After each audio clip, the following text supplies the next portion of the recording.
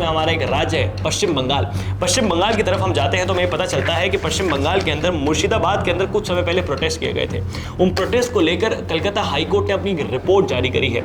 उस रिपोर्ट के तहत कलकत्ता हाईकोर्ट ये कह रहा है कि मुर्शिदाबाद में हुए गए जितने भी प्रोटेस्ट थे वो प्री प्लान थे। हिंदुओं के खिलाफ वो प्रोटेस्ट कराए गए थे। हिंदुओं को जबरदस्ती टारगेट किया गया था। हिंदुओं के घर, उनकी दुकानें, उनके शोरूम को चिन्हित किया गया था और 113 हिंदू घरों को जलाया गया था। ये जानबूझ के करा गया था। ये एक प्लान्ड प्रोटेस्ट था। उस रिपोर्ट के अनुसार ये कहा जाता है कि एक आपने खबर सुनी होगी बेटाबॉन विलेज के अंदर, जहां पर एक हिंदू पिता और हिंदू बेटे को मार दिया गया था। उसी के पास में रह रहे एक मुसलमान परिवार ने मॉब लिंचिंग कर दी थी उनकी। कमाल की बात यह है कि जहां पर ये हत्या हुई, ये जहां पर ये कांड हुआ, उससे 300 मीटर दूर ही पुलिस स्टेशन था। पुलिस स्टेशन से कोई नहीं आया। पुलिस को जो ऑर्डर्स दिए गए थे वो ऑर्डर्स उन्होंने फॉलो नहीं करे, क्योंकि पुलिस डर में थी। ममता बनर्जी अपनी आंखों पर पट्टी बांधे बैठी हुई थी, क्योंकि जो लोग आगजनी कर रहे थे, हिंदुओं के साथ पीड़ा कर रहे थे, वो जो है ममता बनर्जी का वोट बैंक है और ममता बनर्जी अपने वोट बैंक को नाराज नहीं करना चाहती थी। खैर छोड़िए, ममता बनर्जी की बात को हम कितना ही सीरियसली ले सकते हैं। उनका तो एक सेट एजेंडा है, सेट वोट बैंक है, लेकिन केंद्र में बैठी सरकार वो क्या सोच रही है? उनके लिए कब तक ये बांग्लादेश, पश्चिम बंगाल जो है वो चलता रहेगा? पश्चिम बंगाल के अंदर वो चीजें देखते रहेंगे कि जब भी पश्चिम बंगाल में आप देख लीजिए, जब इलेक्शन हुए तो उसके बाद हिंदुओं के साथ क्या हुआ, फिर उसके बाद जो है मुर्शिदाबाद के अंदर क्या हुआ, फिर उससे पहले भी जो है हिंदुओं के साथ पश्चिम बंगाल में क्या होता है, ये हम तर्कबात पे कवर करते रहे हैं। लेकिन केंद्र में बैठी सरकार को प्रेसिडेंट रूल लगाने से कौन रोक रहा है? गवर्नर भी कहते हैं कि पश्चिम बंगाल में हालात बहुत गंदे हैं। हम इंतजार किस चीज़ का कर रहे हैं कि पश्चिम बंगाल के हालत क्या कश्मीर जैसे हो जाएंगे? तब हम सोचेंगे कि पश्चिम बंगाल में प्रेसिडेंट रूल लगा देना चाहिए।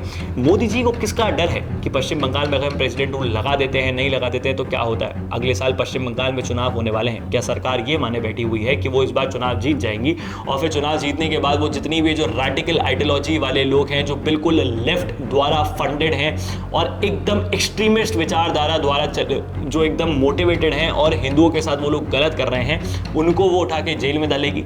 या तो सरकार ये एकदम पब्लिक फोरम पे आके ये चीज़ बोले कि हम इंतजार ही ये कर रहे हैं कि हम इलेक्शन जीते तब जाके हम ये सब काम करें, या फिर ये सरकार बोल दे कि हम डर चुके हैं इसलिए हम नहीं चाहते कि हम ममता बनर्जी को हटा दें। और ममता बनर्जी से भी सवाल पूछना चाहिए, स्पेशली उन लोगों को सवाल पूछना चाहिए जो हर बात में ह्यूमन राइट्स करते रहते हैं।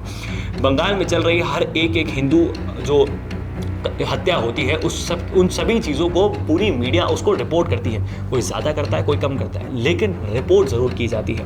हम सब के घरों के अंदर अखबार आता होगा, वहाँ पर हम सब ये चीज़ पढ़ते हैं, न्यूज़ चैनल्स पर इन चीज़ों की बातचीत होती है। लेकिन कितनी बार ममता बनर्जी से पूछा गया है कि आप ये जो हिंदुओं के साथ उत्पीड़ना हो रही है इस पर कुछ जवाब क्यों नहीं देती? ममता बनर्जी के सरकार में मौजूद लोग जो है इस पूरे लिंक के अंदर शामिल रहते हैं। अभी भी आप देखिए कि टीएमसी का एक काउंसलर है महबूब आलम, वो इस पूरे मॉडल को लीड कर रहा था। वो टीएमसी का काउंसलर है। अब आप सोचिए, महबूब आलम अभी भी एट प्रेजेंट ममता बनर्जी की पार्टी के लोग इस मुर्शिदाबाद में हो रहे प्रोटेस्ट के अंदर शामिल थे। और अभी तो रिपोर्ट और अच्छे से होना चाहिए कि ये जो लोग वहां पर आगजनी कर रहे थे, पत्थरबाजी कर रहे थे, हिंदुओं के घर जला रहे थे, हिंदुओं के साथ बदसलूकी कर रहे थे, बदतमीजी कर रहे थे, क्या वो सही में हिंदुस्तानी है भी, या फिर वो उन्हीं 2 करोड़ 3 करोड़ इलीगल बांग्लादेशियों के अंदर शामिल होते हैं जिनको ज़बरदस्ती यहाँ पर किसी भी हालात के तहत यहाँ पर उनको वोटर ID कार्ड पहुँचा दिया गया हो, उनके पास आधार कार्ड पहुँचा दिया गया हो? ये सवाल पूछा जाना चाहिए। अभी तो इस पर जांच पड़ताल शुरू हुई है, पड़ताल ढंग से होनी चाहिए, क्योंकि अगर इस देश के अंदर 100 करोड़ हिंदू हैं, फिर भी अगर हिंदुओं के साथ ये चीज़ हो रही है और केंद्र में बैठी सरकार खुद को एक हिंदूवादी पार्टी बोलती है, फिर भी हिंदुओं के साथ ये सब चीज़ें हो रही हैं, तो फिर तो कुछ मतलब ही नहीं निकला। आज से जो 2000 साल पहले हिंदुओं के साथ हो रहा था वो भी आज हो रहा है। इस देश में डेमोक्रेसी लाने का, न्यायपालिका लाने का कोई मतलब ही नहीं रहा। सुप्रीम कोर्ट क्या कर रहा है? क्या वो सरकार को फटकार नहीं लगा सकता? वैसे तो हर मामले के अंदर सुप्रीम कोर्ट को सबसे आगे आना होता है, लेकिन जब भी मामला हिंदुओं के रिगार्डिंग होता है तो सुप्रीम कोर्ट की आंखों पर भी शायद पट्टी बन जाती होगी। इंतजार कर रहा होगा कि सबूत है, लेकिन अब जब कलकत्ता हाईकोर्ट ने ही रिपोर्ट जारी कर दी है तो अब भी सुप्रीम कोर्ट किस चीज़ के बारे में सोच रहा है? क्या अभी भी उन्हें सबूत की ज़रूरत है?